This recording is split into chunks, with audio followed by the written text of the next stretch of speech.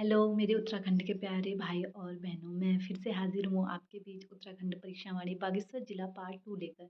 तो जैसा कल हमने पढ़े थे उत्तराखंड बागेश्वर जिले के बारे में 5 इम्पोर्टेंट्स पॉइंट्स, तो आज हम पढ़ेंगे 3 इम्पोर्टेंट्स पॉइंट्स।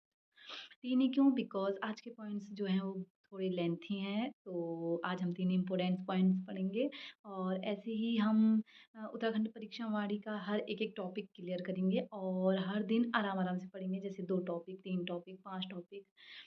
ऐसे करके पढ़ेंगे क्योंकि माइंड में ज़्यादा प्रेशर लेना है नहीं और आगामी टाइम में उत्तराखंड में बहुत सी भर्तियाँ आने वाली हैं। तो आप भी तैयारी करिए और आपके साथ मैं भी तैयारी करती हूँ। तो चलिए शुरू करते हैं आज की वीडियो।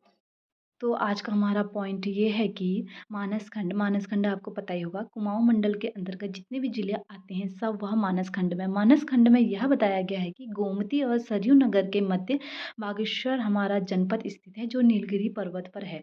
और मानस खंड में तो कुमाऊँ मंडल के अंतर्गत जितने भी ज़िले आते हैं उनके बारे में बताया गया है, और केदार खंड में जो है गढ़वाल मंडल के अंतर्गत जितने भी ज़िले आते हैं उन सब का वर्णन है। ठीक है? तो ये आज का हमारा 6 पॉइंट आपको समझ में आया होगा कि गोमती और सरयू नदी के मध्य में कौन-सा हमारा जनपद है? बागेश्वर। तो अब हम बढ़ते हैं अपने 7वें पॉइंट की तरफ। 7वां पॉइंट ये है कि नील पर्वत मतलब नीलगिरी पर्वत को पवित्र तीर्थ माना गया है। पवित्र तीर्थ क्यों माना गया है? क्योंकि यहाँ शिव जी की धर्मपरायण भूमि है, इसलिए इसको पवित्र माना गया है और पितृ कर्म के लिए अति उत्तम बताया गया है। लोग जो है अपने कर्म कांड करने या पितृ कर्म करने के लिए यहाँ से गया जाते हैं, हरिद्वार जाते हैं। लेकिन जो है हमारे उत्तराखंड में ही इतना बड़ा धाम है कि हमारे जो पुराण हैं उनमें यह बताया गया है कि पितृ कर्म के लिए यह अति उत्तम स्थान है। और हमारा आज का 8वां पॉइंट ये है कि मानस खंड के अनुसार जो है, मानस खंड आपको पता ही है जिसमें सब कुमाऊँ मंडल के अंदर जितने भी जिले आते हैं उनका वर्णन है।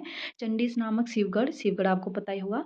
शिव के निवास हेतु सरयू और गोमती नदी के मध्य नील पर्वत पर जो है महाक्षेत्र वाराणसी, जिसको दूसरी दूसरी वाराणसी के रूप में भी जाना जाता है, की स्थापना की। और जैसे ही उन्होंने स्थापना की तो शिव पार्वती जो हैं, शिव जी जो हैं पार्वती को लेकर यहाँ आ जाते हैं और जो वहाँ पर गणनायक होते हैं वो शिव जी की पूजा करते हैं। किस नाम से?